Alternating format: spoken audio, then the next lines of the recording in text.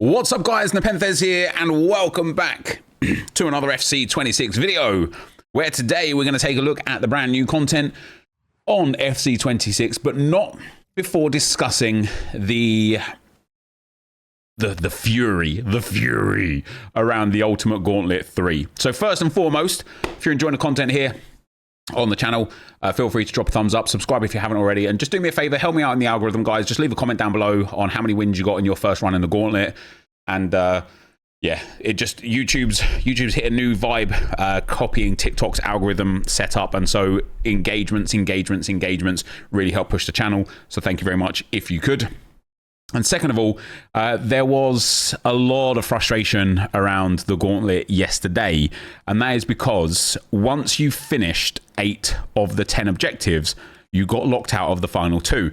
Now, this has happened throughout the game cycle so far.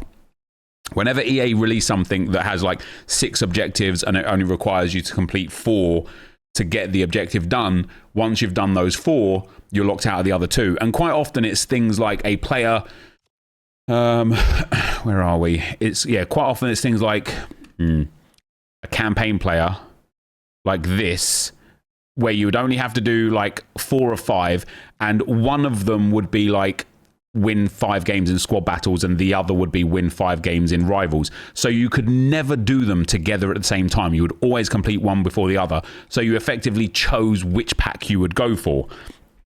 With this Ultimate Gauntlet, I think the thing that has kind of like created a lot of drama today is the fact that you could get all of them together at the same time, but you had to do it in such a specific way that meant that you gave up games, you gave up wins, you gave up goals. Like, you've got people scoring an own goal now in the Gauntlet and then putting their pad down for the rest of the game so that they lose the game, don't score a goal, but get a game played, so that you can effectively complete the play 12 and score in 9 matches and either the triple double or the perfect round at the same time. You need to complete 3 of these bottom 4 at the same time. So playing in 12 and scoring in 9, you can complete at the same time, and then you kind of need to complete the triple double or the perfect round at the same time of doing that. And it's dumb. Not only is it dumb because the triple double was bugged and I did it, by the time I had won my first game of the second Gauntlet,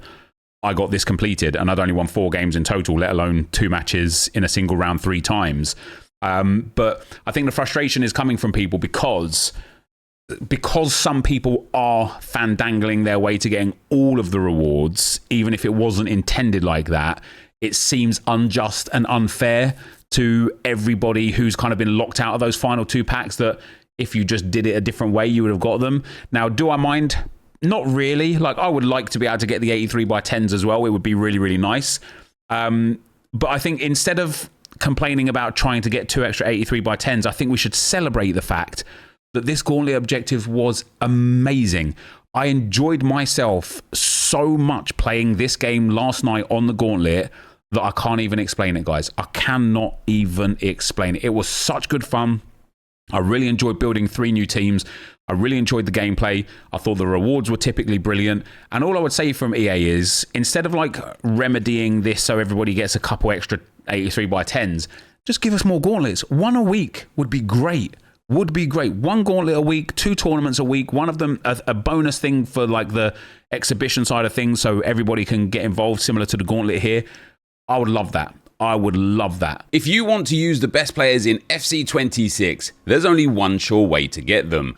U7Buy gives you some of the best prices around to buy Ultimate Team coins. It's fast, safe, and reliable, and if you use my discount code NEP at checkout, you get an extra 8% off their prices. Check out the link in the description below. And so with that, guys, let's actually take a look at what content we may have today. Of course, the new season is here on Thursday, and so I'm not expecting really anything new in terms of like, the objectives or whatever. I just don't expect much there. I also don't think we will necessarily get much by way of evolutions today either. I did see yesterday on social media that a silver centre-back Evo has been leaked. which would suit me very, very well, because once Reed gets fully upgraded, she'll be a 72 rated with okay pace, really nice defending, and then okay other stats. So I'm quite happy with that. But let's have a look at the evolutions for today. So we've got Ice Vein still, the big fella still. Ball Distributor is now there. It's gone for me. Left Wing Dynamo, Inverted Instinct. So we've got Ghostly Guardian. So it is max overall 74. It gives 10 passing, 10 agility, 10 ball control, block and defender plus, 10 pace, 15 composure, 10 stamina, 10 strength and 10 aggression, alongside 10 interceptions, stand tackle, slide tackle, heading accuracy and defensive awareness, 15 reactions, 2-star weak foot to a maximum of 3, and anticipate. So I will be able to put Reed in here eventually. What I don't like about this one, and something that I've generally don't enjoy with Evos that give overall boosts, is he now becomes an 83. 83 is actually okay, but he becomes an 83 rated centre-back that doesn't look like an 83 rated centre-back. Do you know what I mean? And I think I've spent a lot of time already this campaign, this game cycle or whatever, building my players up to being better than what their rating is. So this Madueke, for example, by the time he's finished, he's going to have brilliant pace, brilliant dribbling, decent shooting and passing, but he's only 80 rated. I can keep working on that to get that upgraded. And if we look at my Yuri and Timber, oh, my Yuri and Timber is a brilliant 84 rated card. And it came from me being able to upgrade his in-game stats loads before his overall. So now he's 3-star, 4-star. He plays centre-back for me, by the way. Ignore him as a right-back. He's a centre-back for me.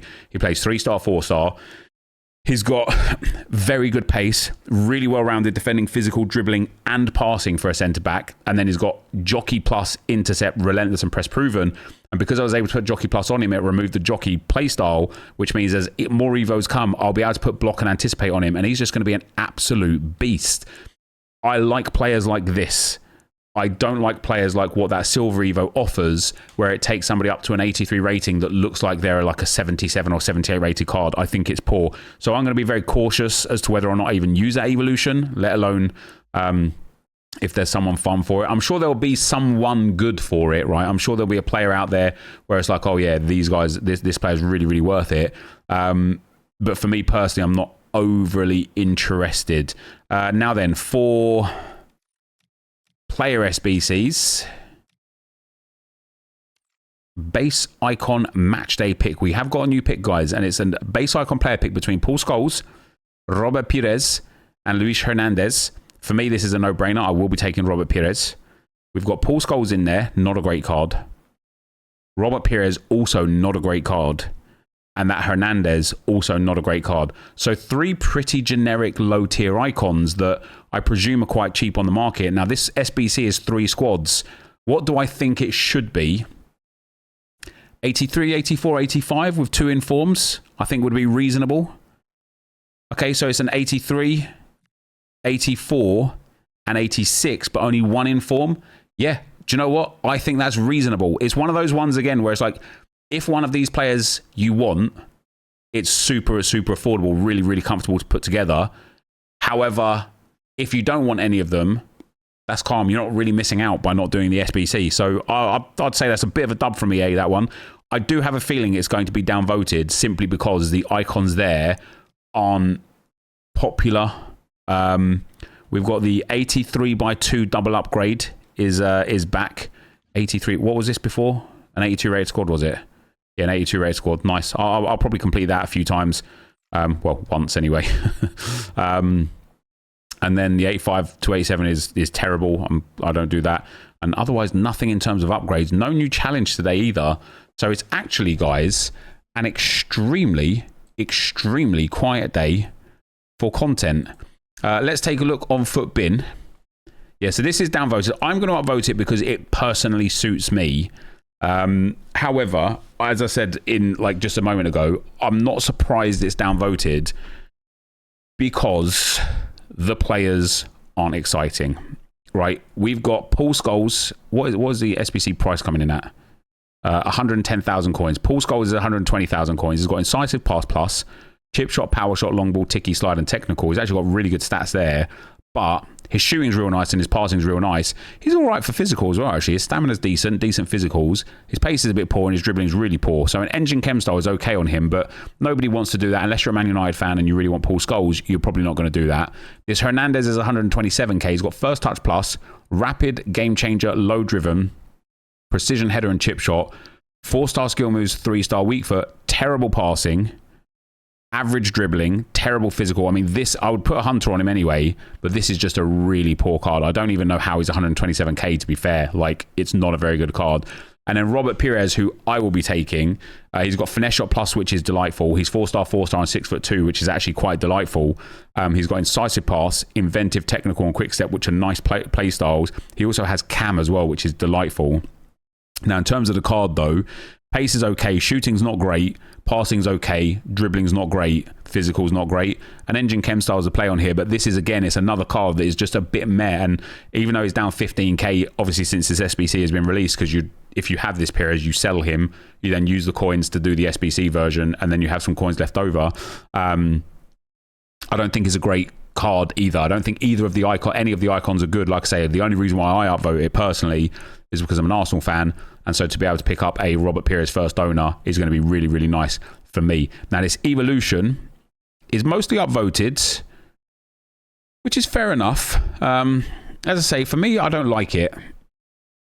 And the reason why I don't like it is because of, yeah, I think I want to see some of the popular players. It was like Aiden Heaven or something, wasn't it? These guys must be... Eliamik might be really good for it, to be fair. But because he's already got insane playstyles.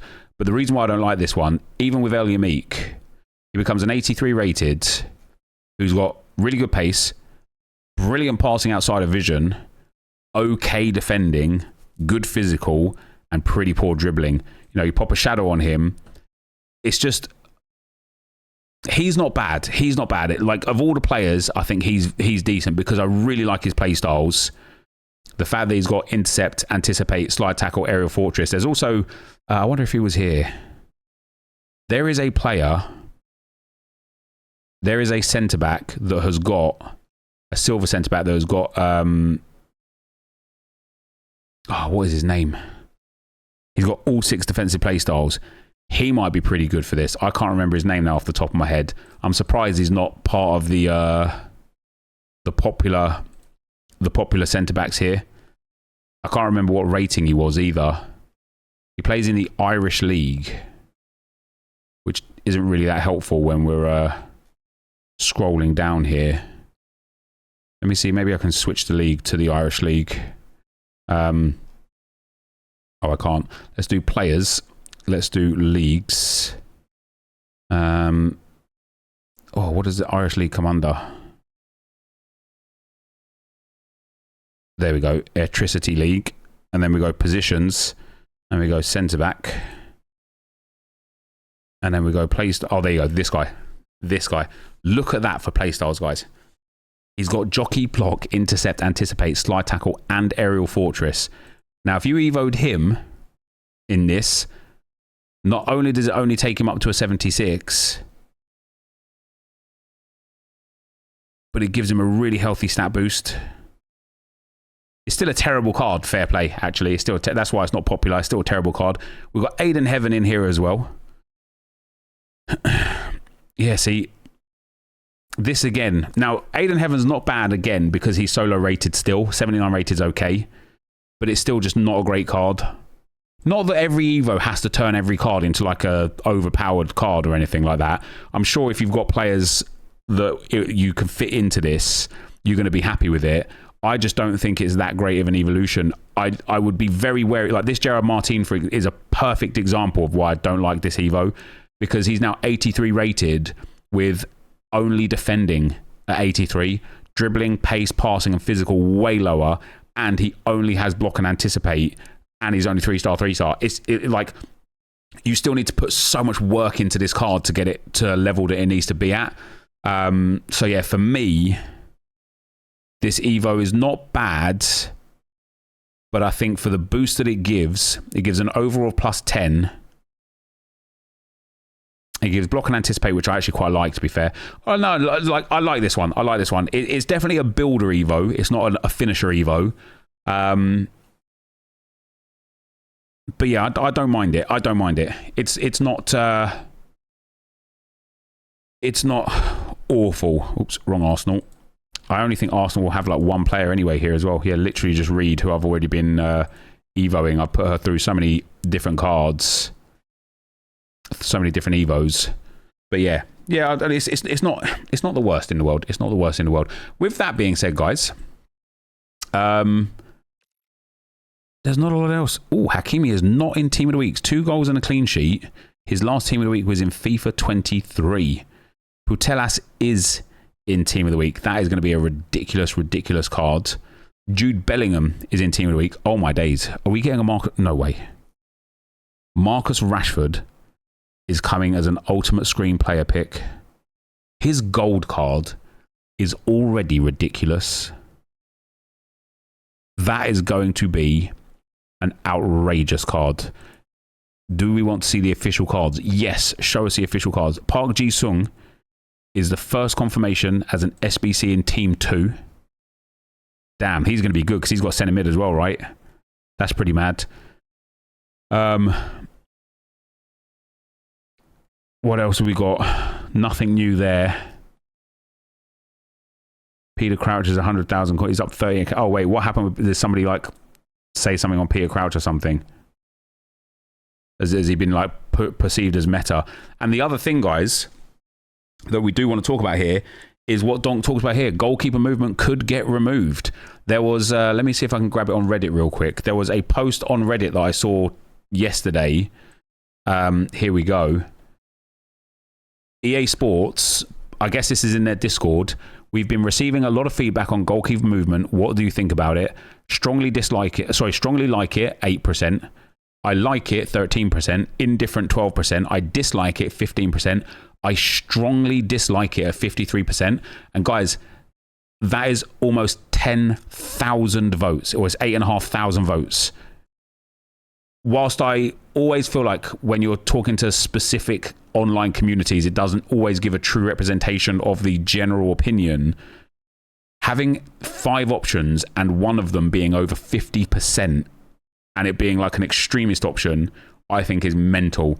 I would love to see EA, I tweeted about this about 2 weeks ago, I'd love to see EA give us a house rules mode where goalkeeper movement is just turned off. Let us play a tournament with it off and let us experience what it's like without it. You don't have to patch it. You don't have to change anything. Just give us an experience without it and then get more feedback. Be like, okay, guys, did you like that? Did you not like that? What would you, do you know what I mean? Like, not everything has to be like, right, let's do a full-blown patch, completely removing goalkeeper movement. And then what comes of that? An insane amount of other issues. Oh, actually, crap, let's put goalkeeper movement back in because we didn't realize it was like protecting all of these other issues. It would be really nice for EA, yeah, to just give us the ability to test the game without goalkeeper movement. What do you think about goalkeeper movement? Let me know down below. But other than that, guys, that is going to be the end of the video for today. I'm really looking forward to that Marcus Rashford. He's going to be going straight into my team, that's for sure. But for today, guys, that is going to be the end of the video. Thank you very much for watching, and I will see you next time. I'm out. Peace.